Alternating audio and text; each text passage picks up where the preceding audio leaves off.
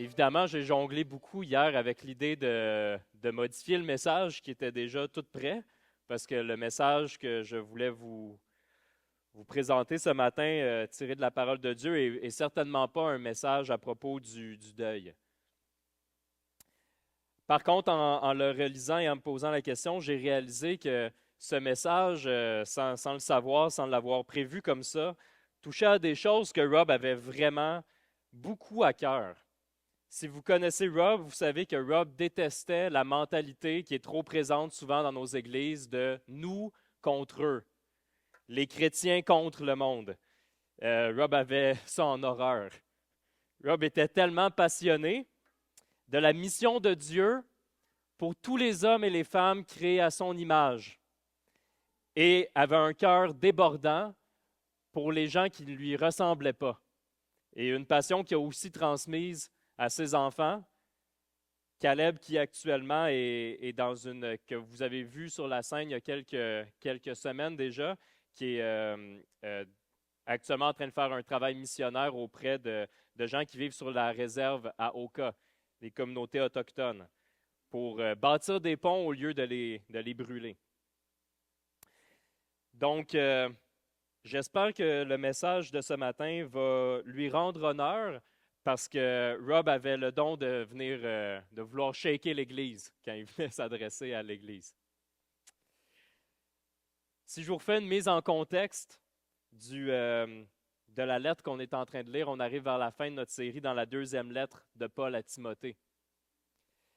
C'est la dernière lettre que Paul écrit, c'est le dernier écrit qu'on a de Paul. Il l'écrit avant son exécution. C'est un testament, ce qui donne une urgence à ses mots qui n'est pas la même lorsqu'on sait que c'était ses derniers mots qu'il adressait à son fils spirituel Timothée. Et on arrive dans une section dans 2 Timothée 3 qui commence avec un verset de mauvais augure qui nous dit « Sache que dans les derniers jours, il y aura des temps difficiles. » Et oui, je vois Diane qui est là avec des Bibles pour distribuer. Aujourd'hui, plus précisément, plus spécifiquement, je vous encourage à ouvrir la parole avec nous. Je sais qu'il y en a qui l'ont sur leur téléphone, mais il n'y a pas de PowerPoint, malheureusement, pour ce matin. Mais on va rester vraiment dans le passage de 2 Timothée 3, versets 1 à 9. Donc, vous pouvez suivre avec moi. Sinon, pour les personnes qui sont plus auditifs, vous n'aurez pas de problème. Mais pour les plus visuels d'entre eux, ou ceux qui veulent prendre des notes dans votre Bible aussi, ou dans un autre carnet, 2 Timothée 3, versets 1 à 9. Et quand on dit, mon titre de message, c'est « Dans les derniers jours », et là, je fais référence à André, souvent, qui met les vidéos sur YouTube, et je ne suis pas prophète, je ne fais pas ça des prophéties, mais sans vouloir être prophétique, généralement, quand on met des vidéos comme ça sur YouTube qui s'appellent « Dans les derniers jours », je peux faire la prophétie que c'est peut-être la vidéo de la série qui va être le plus regardée sur YouTube. Parce que le focus, c'est tellement un focus, une curiosité qu'on a d'analyse des événements présents, mais on va voir que ce n'est pas vraiment l'emphase que Paul fait non plus dans le texte qu'on va voir aujourd'hui. Et même s'il faut certainement être alerte par rapport aux événements qui nous entourent, on va surtout ce matin se regarder dans le miroir et on va surtout demander à Dieu de sonder notre cœur. Je vous lis 2 Timothée 3, versets 1 à 9. Paul écrit « Sache que dans les derniers jours, il y aura des temps difficiles, car les hommes seront égoïstes, amis de l'argent, vantards, orgueilleux, blasphémateurs, rebelles à leurs parents, ingrats, impies, insensibles, implacables, calomniateurs, violents, cruels, ennemis du bien, traîtres, emportés, aveuglés par l'orgueil, amis du plaisir plutôt que de Dieu. Ils auront l'apparence de la piété, mais renieront ce qui en fait la force. Éloigne-toi de ces gens-là. Certains d'entre eux s'introduisent dans les maisons et prennent dans leurs filets des femmes crédules, chargées de péché, entraînées par toutes sortes de désirs. Ils sont toujours en train d'apprendre, mais ne peuvent jamais arriver à la connaissance de la vérité. De même que Janès et Jambres se sont opposés à Moïse, de même ces hommes s'opposent à la vérité. Ils ont l'intelligence pervertie et sont disqualifiés en ce qui concerne la foi. Mais ils n'iront pas plus loin, car leur folie sera évidente pour tous, comme l'a été celle de ces deux hommes. Commençons avec le premier verset. « Sache que dans les derniers jours, il y aura des temps difficiles. » Déjà en partant, ça met la table. Quand Paul écrit ça à Timothée, il est en train de dire que ce qui va suivre, ce n'est pas quelque chose de joyeux. Il lui dit « Sois attentif, fais attention à mes paroles. » C'est une mise en garde sérieuse, mais faite avec amour. De la même façon que lorsqu'un enfant veut jouer dans une prise de courant, ben, c'est pas au courant que c'est dangereux, ben, tu ne vas pas commencer à lui expliquer comment ça fonctionne, genre la décharge d'électrons dans le corps. Tu ne vas pas faire ça, tu vas lui dire « touche pas ». Et ce n'est pas par manque de considération, par manque d'amour. Au contraire, c'est par amour, mais c'est fait de façon sérieuse. C'est un vrai avertissement. Et quand on regarde la fameuse expression « dans les derniers jours », quand l'expression « les derniers jours » est utilisée dans la Bible, ça fait référence à l'époque où Jésus, ou l'avènement de Jésus ici sur terre, jusqu'à son retour. Donc, on peut dire que bibliquement, ça fait 2000 ans qu'on est dans les derniers jours. On peut dire ça. C'est là qu'on se situe dans le calendrier de Dieu. On peut même remarquer que dans le passage, dans le verset 5 plus précisément, après que Paul a énuméré toutes les caractéristiques des hommes et des femmes dans les derniers jours, il va dire à Timothée, « Éloigne-toi de ces gens-là. » Donc, Paul ici ne fait pas juste référence au futur, mais considère que Timothée va interagir avec ces gens-là et que Timothée vivait dans les derniers jours comme nous vivons dans les derniers jours. Maintenant, c'est important de comprendre que ce n'est pas de tordre les Écritures que de dire que ça s'applique aussi à notre époque. Souvent, en parlant du retour de Jésus, en plus, il y a des images qui sont utilisées dans la Bible qui nous font une comparaison avec des contractions avant un accouchement. Mesdames, pour celles qui ont déjà eu un accouchement, vous savez que les contractions augmentent en intensité. Et c'est souvent une image qui est donnée aussi, de dire qu'il y a des choses qui étaient présentes au temps de Jésus et qui peuvent augmenter en amplification jusqu'à l'accouchement, c'est-à-dire au retour de Christ. Donc oui, c'est même possible que ce soit un avertissement encore plus urgent pour nous qui sommes plus proches du retour de Christ que l'était Timothée. Et oui, ces signes-là peuvent s'amplifier. Et là, Paul procède en faisant la liste très peu flatteuse de pas moins que 19 caractéristiques des hommes, et ça inclut les femmes, c'est homme avec un grand H, c'est l'humanité, dans les derniers jours. Je vous les relis pour préciser certaines d'entre elles. Égoïste, ami de l'argent, vanteur, orgueilleux, blasphémateur veut dire de parler en mal de Dieu, rebelle à leurs parents, ingrat veut dire de ne pas avoir de gratitude, impie veut dire d'avoir aucun respect pour ce qui est sacré, insensible, implacable veut dire de ne se soumettre à rien, d'être rebelle à tout, calomniateur, violent, cruel, ennemi du bien, traître, emporté, qui signifie de chercher notre propre intérêt au lieu de celui de Dieu ou au lieu de celui des autres. Aveuglés par l'orgueil, amis du plaisir plutôt que de Dieu, ils auront l'apparence de la piété, mais renieront ce qui en fait la force. Et là, je veux qu'on prenne un moment pour sonder notre cœur de façon honnête. Vous avez peut-être dans votre cœur actuellement un sentiment d'adversité. Genre, c'est vrai que le monde est comme ça, mais pas nous les chrétiens. Et c'est renforcé probablement par une culture de l'opposition, du nous contre eux. Et comme je vous disais en intro, c'est quelque chose que Rob avait en horreur. Et il était particulièrement attristé de voir que dans son pays natal des États-Unis, c'était encore plus présent que ce l'est actuellement au Québec. Puis ces temps-ci, il nous disait qu'il était fier d'être québécois. Il était content d'être ici. Il disait moins souvent qu'il était américain d'origine. Il était fier d'être québécois. Je ne sais pas si on est bien mieux. Quand il y a de l'homme, il y a de l'hommerie, comme on dit. Et on est fortement influencé par ce qui se passe chez nos voisins du Sud aussi. Mais là, dans des circonstances comme ça, quand on lit, on a un choix à faire, non seulement moi dans la prédication, mais chacun d'entre nous dans notre cœur. C'est comme une route avec une fourche avec deux chemins. Le premier chemin qu'on peut faire, c'est de pointer du doigt puis d'utiliser tout le message aujourd'hui pour vous décrire comment le monde va mal. Ça marcherait, premièrement. Il y a des gens qui font leur ministère au complet basé sur ça. Ça ne serait pas faux, mais c'est peu confrontant. Et je crois que ça renforce la mentalité de nous contre eux, alors que Jésus n'enseigne pas ça.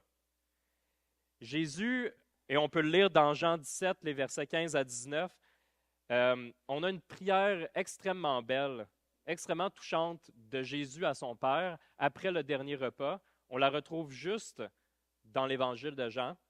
Des fois, on l'appelle la prière sacerdotale. C'est une prière d'intercession. Jésus intercède pour nous, pour les enfants de Dieu, auprès de son Père, avant de mourir. Et Jésus demande à son Père ceci pour nous. Jésus dit, « Je ne te demande pas de les retirer du monde, mais de les préserver du mal. Ils ne sont pas du monde, tout comme moi, je ne suis pas du monde. Consacre-les par ta vérité. Ta parole est la vérité. Tout comme tu m'as envoyé dans le monde, je les ai moi aussi envoyés dans le monde. Et je me consacre moi-même pour eux, afin qu'eux aussi soient consacrés par la vérité. » Jésus, quand il enseigne tout le temps, pas une position d'opposition au monde, mais de lumière pour le monde. Donc, on va prendre le deuxième chemin, qui est le chemin qui est plus difficile, mais qui est plus proche que ce que Paul fait. Voyez-vous, qu'est-ce qui préoccupe Paul souvent en premier, c'est qu'il est beaucoup moins intéressé à parler de l'état du monde. Il est beaucoup plus intéressé à parler de la préservation de l'Église. Mais ça fait moins d'amis, c'est moins populaire, ça nous force à nous examiner nous-mêmes, probablement notre cœur, ça nous force à nous examiner entre nous. Et c'est plus facile en réalité de critiquer les gens qui ne connaissent pas Christ. Donc si on revient à cette fameuse liste de 19 caractéristiques négatives qui caractérisent les hommes dans les derniers jours, on peut dire que si les derniers temps sont difficiles, c'est particulièrement parce que les hommes et les femmes sont difficiles. Et on pourrait analyser chacune des 19 caractéristiques, puis aller chercher le grec de pourquoi que c'est ce mot-là qui a été utilisé. Je pense que Paul ici utilise une liste qui est non exhaustive, qui pourrait en rajouter plus que ça. Mais je préfère mettre en évidence c'est quoi le problème central de ces 19 caractéristiques-là. Et c'est un problème presque cosmique, on va dire. C'est un problème en lien avec qu'est-ce qui est au centre de notre existence. Si vous connaissez Copernic, c'est un scientifique qui avait proposé que les planètes tournaient autour du Soleil, alors que l'idée à ce moment-là, au sein de la culture et de la communauté scientifique, c'est que les astres tournaient autour de la Terre et non autour du Soleil. Donc, la raison pour laquelle je vous dis ça, c'est parce qu'il faut imaginer la même chose qui nous intéresse ce matin. C'est similaire avec l'humanité dans les derniers jours, et c'est aussi ce qui a toujours caractérisé l'humanité après la chute, après l'introduction du péché dans le monde. C'est qu'au lieu d'avoir une perception que c'est Dieu, le créateur de l'univers, qui est au centre, lui qui est source de toute la vie, on veut mettre l'homme au centre et que tout tourne autour de l'homme. C'est nous, c'est le soi, tout tourne autour de l'individu, de la personne. Et quand on regarde les 19 caractéristiques, en réalité, ce qu'on voit, c'est juste différentes expressions de la nature humaine qui veut répondre à ses propres désirs, au désir de sa chair au lieu de répondre à la volonté de Dieu, qui cherche son propre intérêt. C'est ce qu'on voit dans les 19 caractéristiques. C'est ce qu'on voit quand, par exemple, on voit d'être blasphémateur, d'être orgueilleux, d'être insensible, d'être emporté, de chercher son propre intérêt au lieu de chercher celui de Dieu. Et ça, mes frères et sœurs, il faut faire attention parce que cette tendance-là de vouloir que toute notre existence soit centrée sur nous-mêmes, elle demeure en nous. Il faut tout le temps sonder notre cœur pour ces choses-là, pour ne pas tomber dans l'orgueil, dans l'insensibilité, dans la mentalité de dire que c'est nous contre eux. Et c'est très dangereux de dire que, dans la perception chrétienne, de dire que par nature, que l'homme a une nature pécheresse et qu'on a besoin du sacrifice de Jésus qui paye pour nos péchés. Mais c'est normal que de se centrer sur nous, si c'est ça qui est au milieu de tout qui tourne autour de ça, mais ce n'est pas Dieu créateur qui donne toute la vie, c'est un trou noir.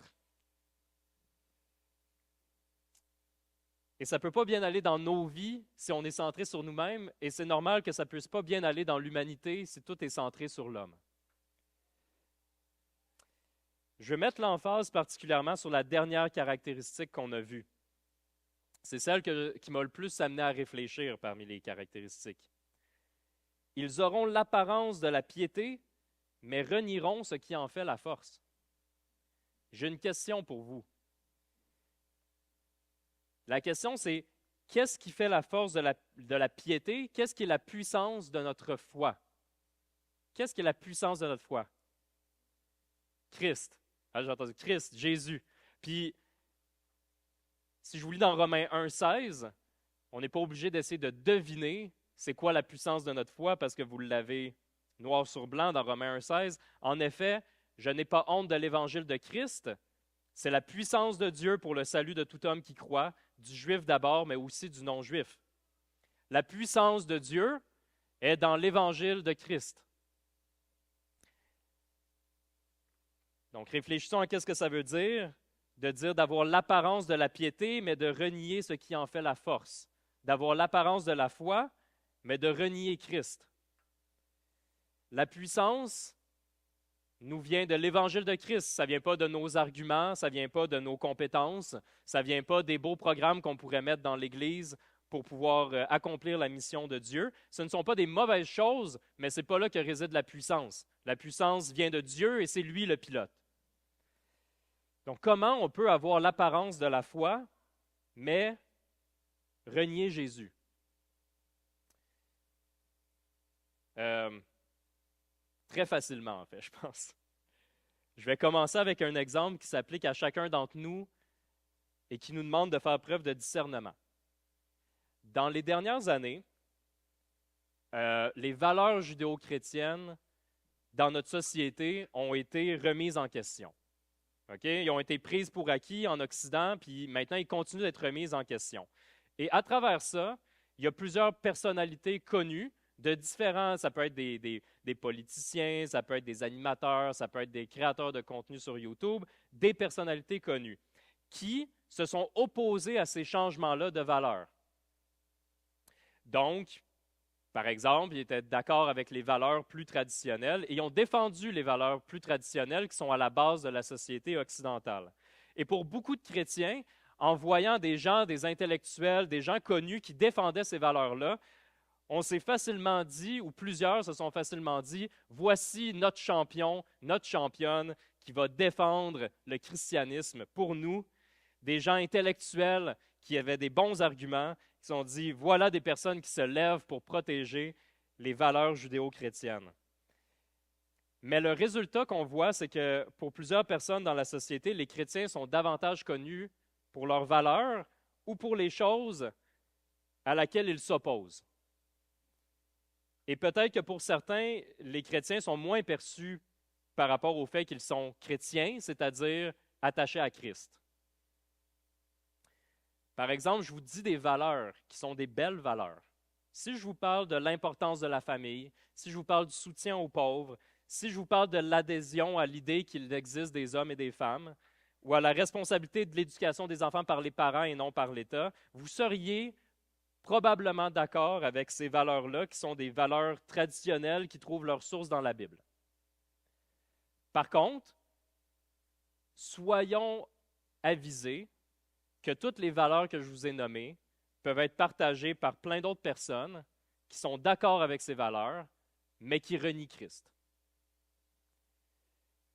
Et pas nécessairement de façon malhonnête, je veux le dire, c'est important. Parce que souvent, ce n'est pas des gens qui ont la prétention de dire qu'ils sont chrétiens, ils ne l'ont jamais dit, mais parfois c'est un rôle qui leur a été donné par les chrétiens en disant « Voici la personne qui va nous représenter ». Et je vais vous donner un exemple très concret de ça. Puis je le sais que des fois, je parle beaucoup de YouTube. La réalité, c'est que des fois, ça nous permet d'avoir le pouls un peu d'une génération à venir ou une génération actuelle. OK? Euh, pour ceux qui connaissent Jordan Peterson, OK? C'est peut-être pas tout le monde qui le connaisse, mais Jordan Peterson est né en Alberta, c'est un Canadien, c'est un universitaire, un psychologue, et lui défend les valeurs judéo-chrétiennes, a une grande, il respecte beaucoup la Bible, il voit comment la Bible a influencé toute notre culture sociale en Occident. Il croit en Dieu, du moins il dit qu'il est théiste, qu'il croit en Dieu, qu'il n'est donc pas athée. Mais il y a eu quelque chose de spécial qui s'est passé dans la semaine dernière. Ce qui s'est passé, c'est qu'il y a une chaîne sur YouTube qui s'appelle Jubilee. Et Jubilee, eux autres, ce qu'ils font, c'est qu'ils mettent des gens qui ne sont pas du même opinion sur différents sujets, qui font des débats. Et c'est très populaire comme chaîne. Et quand Jubilee a mis l'article, ou en fait la vidéo originalement, a donné le titre « Un chrétien contre 20 athées ». Et ce qu'on voit dans la vidéo, c'est qu'on voit Jordan Peterson qui est assis, qui représente le christianisme et qui, à tour de rôle, 20 athées viennent le voir, puis là, pour essayer de le mettre dans un coin, puis là, lui, il défend le théisme, en fait. Et un des intervenants, un jeune homme, s'assoit et dit à Jordan Peterson, « Mais toi, tu es chrétien. » Puis là, il veut lui le mettre dans un coin plus pour dire, « Tu dis que tu crois en Dieu, tu es chrétien. » Et Jordan Peterson dit, « J'ai jamais dit que j'étais chrétien. » Et là, il y a comme un genre de, « Ben là, c'est parce que t'as dit que tu étais chrétien. » J'ai dit, « Dis pas quelque chose que j'ai pas dit. » Et c'est vrai que Jordan Peterson n'a jamais prétendu qu'il était chrétien. Souvent, quand il est présenté directement au fait de est-ce que tu crois à la résurrection ou que Jésus est mort pour tes péchés, la réponse n'est pas claire parce qu'il se pose encore la question. Je pense que c'est quelque chose qu'il lutte avec. Ce qui fait que quelques heures plus tard, ils ont dû changer le titre pour Jordan Peterson contre 20 athées, à place de un chrétien contre 20 athées. Parce que là, tout le monde était en désaccord. Et les chrétiens se disaient comme, pourquoi vous avez choisi lui? Vous n'avez pas choisi un pasteur, un prêtre, un auteur chrétien, quelqu'un qui dit clairement son affiliation à Jésus, vous avez choisi lui. Et on pourrait juste être fâché puis dire que c'est la faute de la chaîne YouTube, mais je ne pense pas que c'est le cas. Je pense que c'est parce que c'est ce que plusieurs voient, c'est ce que plusieurs imaginent, qui se disaient, si on a besoin d'avoir un chrétien, ben c'est qui arrive dans l'imaginaire collectif? Ben c'est lui, puis on va le choisir lui. Et ce n'était pas nécessairement malicieux de leur part. Et comme je vous dis, pour plusieurs personnes qui défendent des choses qu'on a en commun parfois, ce n'est pas malicieux. Ils ne prétendent pas nécessairement avoir une affiliation à Christ. Mais moi, personnellement, je connais des gens qui écoutent des heures et des heures et des heures et des heures de podcasts de gens qui sont plus connus pour être conservateurs que chrétiens, ou des gens qui sont plus connus pour être conspirationnistes que chrétiens, ou des gens qui sont plus connus pour être spirituels que chrétiens. Et là, peut-être que je t'écorche, peut-être, avec des mots que j'ai dit, mais ces personnes-là sont des créateurs de contenu et tant qu'ils ont un auditoire, je veux dire, ils continuent à créer le contenu. Le discernement, c'est notre responsabilité à chacun d'entre nous. Et ce contenu-là que je décris, ben, c'est juste que c'est pas l'Évangile. Et ça doit juste rester la bonne place dans ce qu'on consomme et la bonne place dans notre cœur. Puis même si ce que je vous décris, c'est effectivement une réalité qui est plus américaine, il reste que l'influence de la culture évangélique des États-Unis au Québec est vraiment grande, non seulement sur notre Église, mais aussi sur la perception des gens. Et c'est une bonne question de se demander pourquoi les gens connaissent l'Église. Quand les gens pensent à l'Église, est-ce qu'ils pensent à Christ en premier? C'est une bonne question. Et je vais vous donner un exemple historique. Un exemple d'un homme qui s'appelle Plinie. Et Plinie avait été chargé comme genre de journaliste enquêteur au 1er siècle après Jésus-Christ par l'empereur romain Trajan. Et l'empereur romain Trajan avait dit à Plinie d'aller faire une enquête sur la communauté chrétienne pour savoir s'ils étaient des dangereux et pour savoir s'ils étaient des opposants à son empire. Donc, Plinie s'en va là pour essayer de constater, parce qu'il y avait plusieurs rumeurs qui disaient que les chrétiens, c'était des dangereux qui voulaient, comme mettons, détruire l'Empire. Donc, Plinie arrivait là et sa méthode de discernement, c'est qu'il demandait aux gens de nier Christ 3 fois et si les gens niaient Christ 3 fois, ils étaient tués. Mais si finalement, à un moment donné, ils disaient non, non, non, non, ça finalement, j'appartiens plus à ça, ben là, finalement, ils n'étaient pas tués. Puis il leur demandait aussi, pour être sûr, de vénérer les dieux romains puis de vénérer une image de l'empereur. Et voici le résultat de l'enquête de Plinie quand il l'écrit à l'empereur romain Trajan pour dire s'il a trouvé quelque chose de dangereux parmi les chrétiens ou pourquoi, en fait, c'est quoi le témoignage qu'il avait vu des chrétiens. Plinie écrit à l'empereur, mais ils ont déclaré que tous leurs crimes ou leurs erreurs consistaient à s'être régulièrement réunis un jour donné, avant le lever du jour, et de chanter en silence un hymne au Christ comme à un Dieu, et de se lier par un serment, non pour commettre quelques crimes, mais pour s'abstenir de tout larcin, vol, adultère ou manquement de parole, et pour ne nier aucun prêt qu'on leur avait fait. Après cette cérémonie, ils avaient l'habitude de se disperser et de se réunir à nouveau pour partager un repas, le repas du Seigneur. Mais c'était de la nourriture commune et innocente, et ils avaient cessé cette pratique après la publication de mon édit, dans lequel, suivant vos ordres, j'avais interdit les sociétés secrètes. C'est pourquoi j'ai éprouvé la nécessité de savoir quelle était la véracité de ces dires en soumettant 2 servantes à la torture pour savoir s'ils disaient la vérité, celle qui portait le titre de diaconesse. Mais je n'ai découvert qu'une superstition dépravée et extravagante. Pour faire un résumé, Plinie a vu une communauté très tranquille qui faisait des serments entre eux de ne pas commettre de vol, d'adultère, de meurtre, qui avaient l'habitude de prendre un repas ensemble pour se rappeler de Jésus. Et la seule chose qui est capable de leur reprocher, je n'ai découvert qu'une superstition dépravée et extravagante. La seule chose qui était capable de leur reprocher, c'était leur fâcheuse superstition de s'attacher à Christ. Il était connu, leur témoignage était connu uniquement, ou majoritairement en moins, pour la croix de Christ. Je veux que ce soit un encouragement pour chacun d'entre nous, qu'on ait le même témoignage. Et je veux continuer avec un exemple plus précis, parce qu'après, Paul décrit un petit peu plus en détail au verset 6, fait une genre de suite par rapport aux gens qui niaient la foi, qui avaient l'apparence de la piété. Certains d'entre eux s'introduisent dans les maisons et prennent dans leur filet des femmes crédules chargées de péché, entraînées par toutes sortes de désirs. Ils sont toujours en train d'apprendre, mais ne peuvent jamais arriver à la connaissance de la vérité. Ça fait peur, ça. Hein? Toujours en train d'apprendre, toujours en train mais de jamais arriver à la connaissance de la vérité. De même que Janès et Jambres se sont opposés à Moïse, de même ces hommes s'opposent à la vérité. Ils ont l'intelligence pervertie, ils sont disqualifiés en ce qui concerne la foi. Là, on va un pas plus loin. On n'est pas juste en train de parler de gens qui ont des valeurs chrétiennes sans professer Christ. On parle d'enseignants qui s'introduisent sournoisement, qui gagnent la confiance, mais qui profitent de la crédulité des gens et de leur manque de discernement. Puis, on ne pourrait même pas faire toute la liste des différentes déformations de l'Évangile qui existent. Il y en aurait trop, mais on n'a pas besoin de paniquer parce qu'en fait, il faut juste bien comprendre le point pivot de tout ça, le point d'ancrage.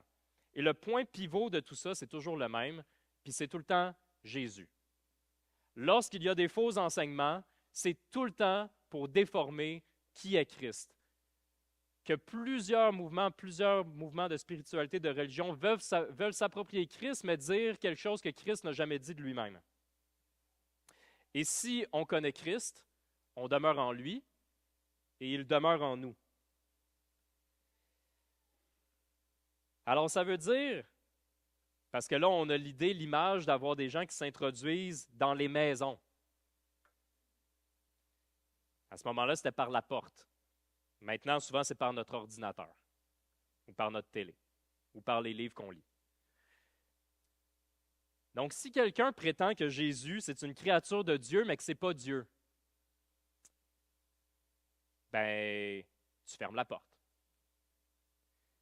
C'est pas nouveau, ça. En passant, quand on a parlé, il y a 2 semaines, j'ai parlé à un moment donné du concile de Nicée, puis c'est ça qui se passait à l'époque. Il y avait un homme qui s'appelait Arius, puis Arius disait ça, que Jésus était la première créature de Dieu, mais qu'il n'était pas Dieu. Et ça a fait tout un gros concile pour en arriver avec nos notions de Trinité qu'on a, de dire que Jésus est pleinement Dieu et pleinement homme. C'est l'ancêtre des témoins de Jéhovah, ce que je vous ai décrit en ce moment. Si quelqu'un prétend que Jésus, c'est ton gourou personnel qui est à ton service pour t'élever plus haut pour atteindre le divin, ferme la porte. Si quelqu'un prétend que Jésus, ce qu'il veut le plus, la raison pour laquelle il est venu ici sur la terre, qui est mort, c'est pas pour tes péchés, mais c'est pour ta richesse, puis pour ton bonheur, puis pour ta réussite, puis ta performance, ferme la porte. Ça, c'est l'évangile de la prospérité. Et ça fait peur un peu de dire toujours en train d'apprendre, mais ne peuvent jamais arriver à la connaissance de la vérité. Parce qu'on sait que le commencement de la sagesse, c'est la crainte de Dieu, mais on sait que la vérité se trouve en Christ.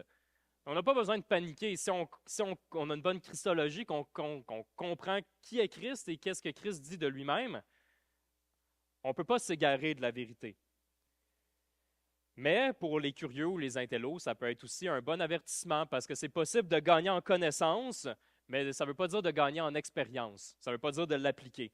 Il y a des académiciens dans le monde qui connaissent mieux la Bible que n'importe qui ici dans la salle, qui la connaissent mieux. Mais ça ne veut pas dire nécessairement qu'ils comprennent la repentance, qu'ils comprennent l'espérance, qu'ils comprennent l'application ou qu'ils comprennent le pardon. Et si on revient à notre fameuse liste des 19 caractéristiques des hommes dans les derniers jours, bien, la réalité, c'est que, comme je vous disais, on en connaît des gens qui professent Christ, mais qui grandissent de plus en plus dans leur orgueil, dans leur insensibilité, dans leur arrogance. Et, pour être honnête, chacun d'entre nous, on peut être encore victime, on peut encore aller dans cette direction-là. Et moi aussi, ça m'arrive de ressentir ça. Ça m'arrive de devoir faire un temps d'arrêt pour me dire qu'est-ce qui est en train d'être soulevé dans mon cœur en ce moment. Parce que oui, ça peut m'arriver aussi de m'alimenter trop souvent de genres de contenus qui ne sont pas vraiment l'Évangile et qui m'aident plus à renforcer mes propres valeurs. Mais je sais que ce n'est pas le même effet que quand je m'alimente de la parole. Quand je ressens un sentiment d'opposition ou un sentiment de crainte, ce n'est pas ce que je ressens quand je lis la parole. Quand on lit la parole, on est confronté au fait que c'est Dieu qui est au centre de tout et que ce n'est pas nous qui est au centre de tout. On est confronté automatiquement en lisant la parole. Ça confronte. On est confronté aussi aux problèmes dans notre cœur, aux problèmes de notre péché et à notre besoin d'être sauvé, d'avoir un sauveur. Et comme on dit aussi quand on lit la parole, ça ne renforce pas l'idée de nous contre eux, mais ça renforce l'idée d'aimer son prochain, fait à l'image de Dieu, et dans cette attitude-là, de lui présenter la bonne nouvelle de Jésus. Donc la question que je me suis posée à moi-même, et je vais vous la poser à vous aussi, parce que je me suis posée à moi-même, je me suis posé la question, dans une semaine, de quoi je me nourris et quel effet ça a sur mon cœur. De quoi je me nourris, quel effet ça a sur mon cœur. Je vous pose la même question aussi pour que vous puissiez y réfléchir, considérer que c'est comme notre action pour la semaine, de réfléchir à cette question-là. Et pour conclure, je vais aller avec le dernier verset de la section que je vous présentais aujourd'hui. Paul ne parle pas de la possibilité qu'il y ait des gens qui sont ennemis de Dieu, mais de la certitude. Et quand il avertit Timothée de s'éloigner de ces gens-là, il se disait, ben, Timothée va les rencontrer. Puis les 2000 dernières années d'histoire nous disent que Paul avait raison. Et Paul aussi ne nous dit pas qu'il va y en avoir de moins en moins, mais que ça va être de plus en plus présent et que ce n'est pas une possibilité, mais que c'est une certitude qu'il avait. Mais, comme le bon papa spirituel que Paul était pour Timothée, il ne veut pas le laisser dans l'inquiétude de ça. Et il écrit, « Mais ils n'iront pas plus loin car leur folie sera évidente pour tous. » des faux enseignants vont s'opposer à la vérité, mais ils n'iront pas plus loin parce que leur folie va être mise en évidence. Et même s'il y a un vrai danger par rapport à l'influence que des faux enseignements peuvent avoir, on n'a pas à vivre dans la crainte de tout le temps savoir si qu'est-ce qui va se passer puis qui va gagner, parce que notre Dieu trinitaire est au contrôle. Puis je vais inviter les musiciens à venir, mais j'aimerais qu'on penche nos têtes, et je me suis dit que pour conclure, pour être aussi d'un réconfort, que je voulais prier plus spécifiquement à propos de Dieu qui est au centre. À propos de Dieu qui est au centre, quand je dis Dieu trinitaire, c'est comment Dieu qui est Père, Fils et Saint-Esprit, qu'est-ce que ça change pour nous quotidiennement? Qu'est-ce que ça change dans nos cœurs, le fait que ça soit Dieu trinitaire, souverain, qui est au centre? Donc, prions et réfléchissons à ces vérités bibliques que je vais vous dire.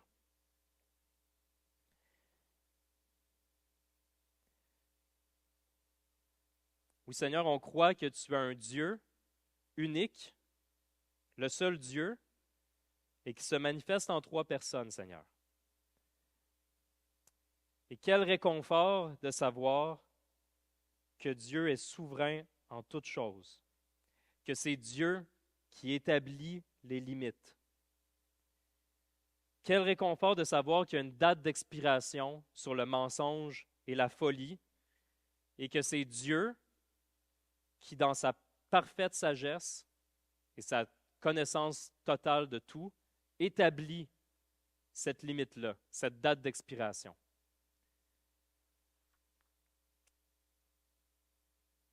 Merci, Père. Merci, Père, de ta souveraineté, que tu sois au contrôle et qu'on sait que tu es parfaitement juste, parfaitement bon et qu'on ne pourrait pas prendre des meilleures décisions ou des jugements plus éclairés que toi, tu les prends.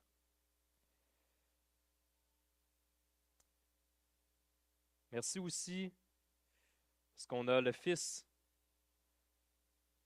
Christ est le chemin, la vie et la vérité. Quand on s'accroche à Christ, quand on demeure en lui, on a la vérité. Christ qui est la pierre angulaire, le point pivot, la pleine révélation de Dieu à nous les hommes. Merci parce qu'on peut s'accrocher à Christ, on peut demeurer en lui et on est protégé de tous ces faux enseignements, de tous ces mensonges. Et on est protégé dans notre cœur aussi, quand on s'accroche à qui est Christ. Qui est Christ pour nous?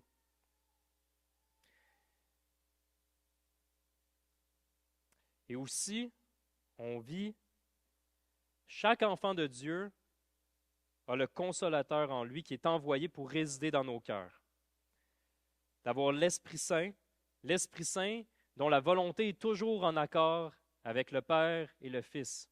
L'Esprit Saint ne nous met pas des choses dans notre cœur, ou ne nous révèle pas des choses qui sont déconnectées de ce qu'on voit dans la parole de Dieu, qui sont déconnectées de qui est Christ. Le Saint-Esprit qui nous anime, qui nous donne la force. Et dans 1 Timothée, on peut voir que c'est par la puissance de l'Esprit que l'Église de Dieu vivant est la colonne et l'appui de la vérité. Mon Seigneur, encore une fois, je veux te prier dans nos circonstances. Je veux te prier, te remercier en sachant que tu es souverain, que tu es au contrôle. Merci parce qu'on sait qu'on trouve tout en toi, qu'on trouve la vérité et qu'on trouve le réconfort, qu'on trouve ces 2 choses. Merci parce qu'aujourd'hui, je pense que notre Église a besoin de se le rappeler, a besoin de se tenir ferme dans la vérité, mais a aussi beaucoup besoin de ton réconfort en ce moment. Merci Seigneur et qu'on puisse te louer encore une fois d'une seule voix. Amen.